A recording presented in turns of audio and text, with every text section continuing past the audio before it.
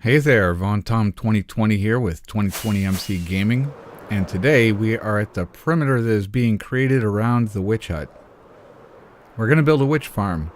Now, HodgetheBrutte located the witch farm and decided, hey, let's turn this into something. And so he invited us to come over and build the witch farm, and that's what we're going to be working on today. So first step is I got to get a couple of materials together. And among those are the glazed terracotta blocks that we're going to be using for the spawning platforms, and also for the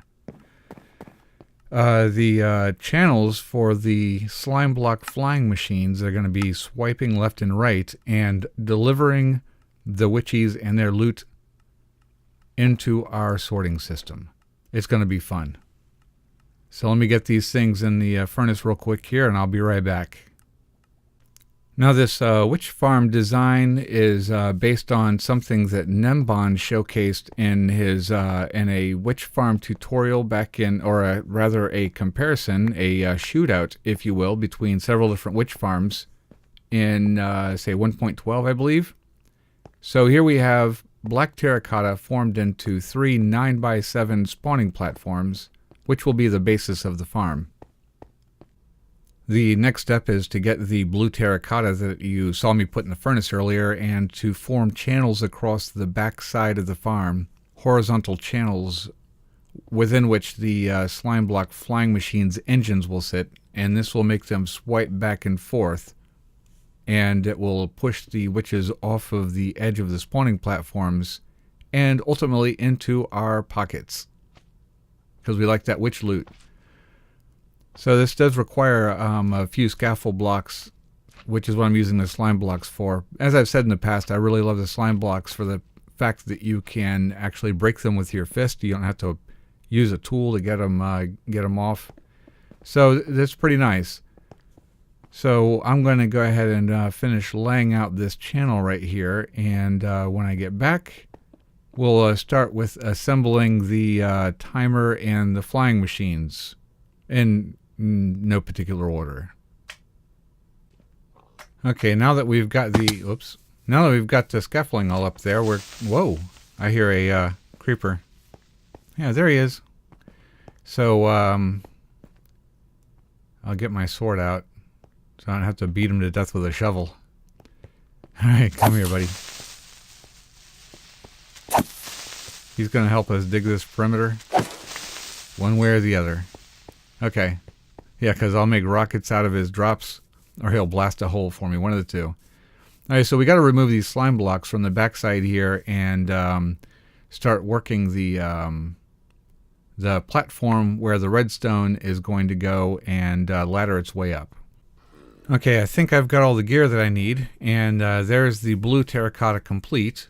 So what we're going to do now is start building the redstone components.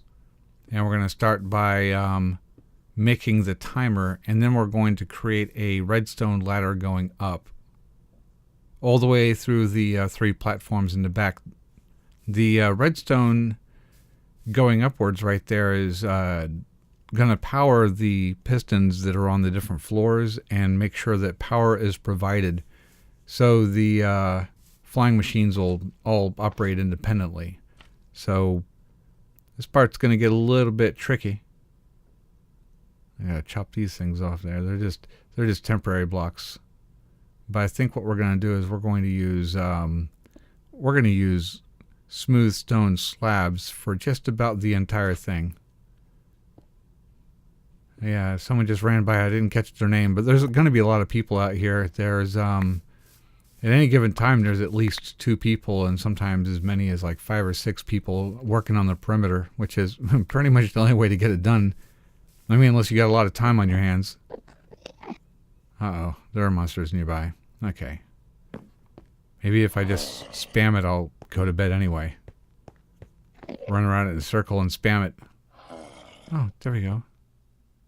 Alright, back to it. Alright, here we are, back again. We're working on the redstone, and we're placing the components. Now we need a little bit of redstone dust. I think that repeater is supposed to be on 2. Anyway, I'll double check my schematics first. We gotta run a line of redstone dust down the back of this thing for the flying machines to go back and forth. And now, let's see. Looking about right. Okay. Okay, the switch right here, that's going to be what controls the entire timer and sets all the flying machines off. And so I think that I've pretty much got it. Let's turn this back up a little bit. Oh, what we're going to need to do is build one of the flying machine swipers so we can actually see if the timer was set up correctly. So start off with a couple of sticky pistons facing into each other with one space in between and throw some slime blocks down. And if our torches come flying off, then that means it worked. Oh no, I don't think I have any glass. I really like glass for the ends of the flying machines. It just kind of looks cool to me. I usually prefer lime green because, you know, slime blocks, lime green, kind of fits, right? Alright, so let's get some glass up there. Pop. Okay, so let's turn the thing on and see if that thing swipes. Oh yeah, you can hear it. There we go.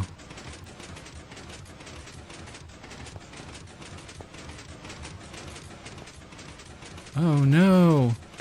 I'm a witchy falling to my death. Huh. Well, I was wearing a slime head. It was pretty cool. Alright, so let's get on with the rest of it real quick here. We'll build the redstone ladder that's going to go upwards to the additional floors. We'll go ahead and build that thing up and get the other flying machines built in. We'll see if the thing starts swiping. Okay, this should just about be the last of it. Now, there's a reason why there's slabs involved here, and it's kind of tricky, but it's really funny. So I'm gonna leave that a mystery for now. But if you want to really get the hang of it, you know, check out the links to Gnembon's video and the link to the guy who designed the timer. I believe it was originally designed for a wither skelly farm. Alright, so now for the rest of the flying machines, the same thing. Piston, piston, and some slime blocks, and glass. Yeah. Okay, here's the last of them. We're on the top floor. Let's break the scaffolding blocks, get downstairs, and turn the timer on and see if it's all going to work. Everything's looking good. Alright, once back on ground level, it'll be time to go ahead and flip this thing on. There we go. Now let's get out a little bit. Yeah, there we go. Whoops. Okay, I'm like falling down a cavern. Alright, let's find a safe place to stand so that we can really get a look at this. Okay, all three of them in action. Now, they don't need to be synchronized. They can be completely independent. And that's what I like. Let's let everybody know. I'm channeling Gnembon here if you, in case you're noticing. Okay. And now all we gotta do is build the roof and the outside of the farm. Okay, here we go with the roof. Now the roof is going to be bottom slabs. I think I'm going to go out about 21 blocks from the center of the spawning pads. That will, I believe, give us really good shade on all those platforms. As a matter of fact, I think that 21 blocks out, we're going to be rocking light level 0 throughout these platforms, which is exactly what we want. Now, I did deviate from Gnembon's design a little bit because Gnembon, he's a little bit of a concepts guy. He provides concepts, and he does a really great job at designing farms. And he kind of leaves you to figure out the details, in most cases, which I kind of like. So being a little bit of a concepts guy myself, we kind of just I built this a couple of times and adapted it off a little bit to what was going to really work for us, and tried to keep it as efficient as possible at doing what it's supposed to do, spawn witches and hand over the loot. And I think that our first one was very successful. The first one where we did a complete perimeter. We lit the ground up at ground level, and we radiated tunnels out from the kill shaft of the farm. And so we didn't dig a absolutely complete perimeter, but we did tunnel out, light all the area. We found all the caverns, lit them all up. And man, the first couple of times we ran it, man, it was sad. It was giving us nothing. And by the time we got everything all legitimately lit up, double chests. It was awesome. All right, for the next phase, we are surrounding the spawning platforms with leaf blocks. I like the leaf blocks because if the flying machines come in contact with them at any point, it's not going to stick to them and drag them all over the place. They do partially block light, and I also think they kind of look cool. They make it kind of shady and greeny in here, which I kind of like. So this is going to catch the witches as they get bounced off the platforms and allow them to pretty much drop straight down. And there's going to be air gaps in here so we can see in, which is going to be kind of cool too. Anyway, I kind of like this part. Now there's a little bit of a trick about manipulating pack spawning. You can build the leaf blocks, or I believe glass blocks will also work, out up to 5 blocks in every direction, so it's nice and solid, but it constitutes a non-spawning area for the witches. So during a pack spawning attempt, the game's algorithm will sometimes move the attempted witch spawn out of the leaf area onto the platform, which will, I think about 50% of the time, it'll actually work and increase the number of spawns you got, which is kind of cool.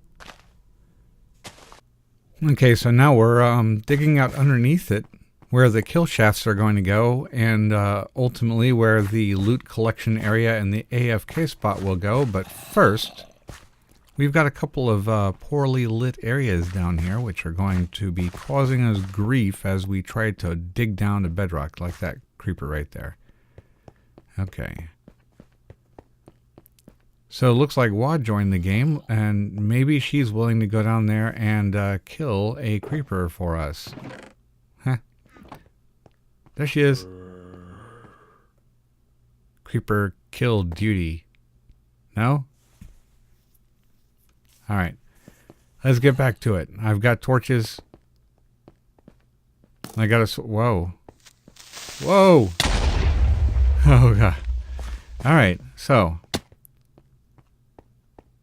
Wa is going to come with us, and we are going to whoop on stuff. Okay, now we're almost at the point where we've reached the bottom of the kill shaft, and we'll be building the item sorter and item collection area for all the witch loot. And that's just about my favorite part. But first, we got to extend the glass kill shafts down a little bit. Now, I know I didn't have to build these glass shafts going all the way down, but, well, firstly, I kind of think they look cool. And secondly, I wanted just a little bit more control over the situation to make sure that the witches were dying in a one-wide area, so that we're going to try a minecart, but I think that we're going to be crossing a chunk border. So I might try it out and then switch over to hoppers, whichever. We'll use a standard item elevator and to get the loot from that hopper chain up into the sorting system. And yeah, that's gonna be a lot of fun. I think Wa and I are both in agreement that that's like one of our favorite parts of the game, collecting all the loot. All right, here we are on the AFK spot. There's our item sorter and our item elevator. You can hear the minecarts rolling in the bottoms of the kill shaft. And there's the bottom of the farm. So,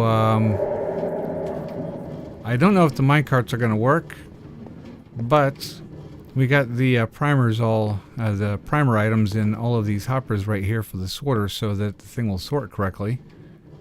Spider eyes go in the garbage. The overflow. So now we just need to get this perimeter made and give this thing some tests. So that's it for today. That's our witchy farm completed. All it requires is a little bit more testing, and we'll need to finish the perimeter to do that. But while we're finishing the perimeter, I'll make sure to jump up there and turn this thing on to swipe whatever witches happen to be spawning up there right into our loot. So with that, I'm going to go ahead and say goodbye. I'm promising you some more updates on the witchy farm as the perimeter develops. So remember to like and subscribe. Look at the links below to Gnembon's page, and have a nice day.